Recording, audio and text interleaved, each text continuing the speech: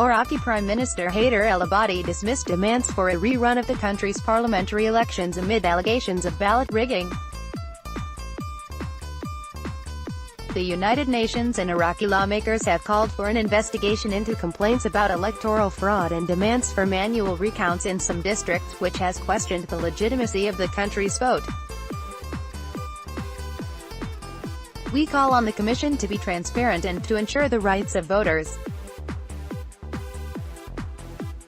The electoral auditing process should reveal the alleged violations, but the election process cannot be repeated, Mr. al-Abadi said on Tuesday during a press conference.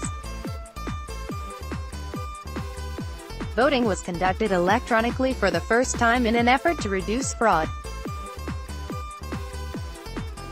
The repeat vote being sought isn't expected to have an impact upon the surprising results that put Shiite cleric Muqtada al-Sad's marching towards reform bloc as the biggest winner.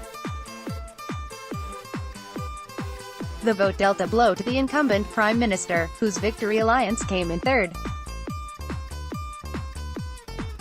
But he could still emerge as a compromise candidate palatable to all sides because he has managed the competing interests of the US and Iran, unwitting allies in the war against ISIS, during his term in office.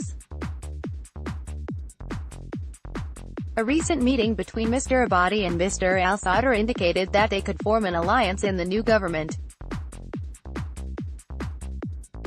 Mr. al-Abadi said that an agreement is almost complete agreement with Mr. al-Sad's bloc to form a government of strong technocrats.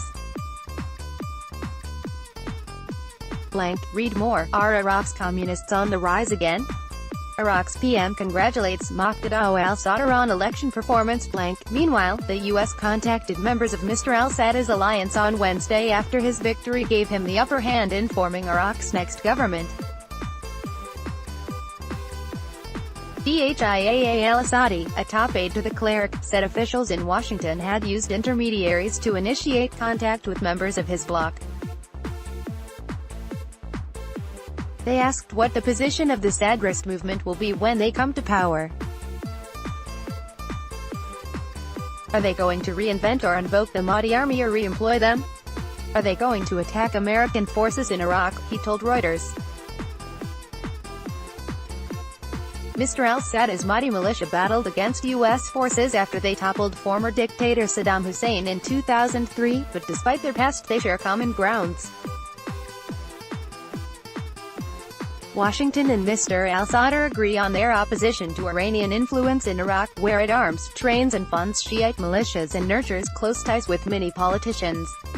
More than 15 bloody years since the ouster of Saddam, there is deep skepticism about the country's political system dominated by an elite seen as corrupt and sectarian.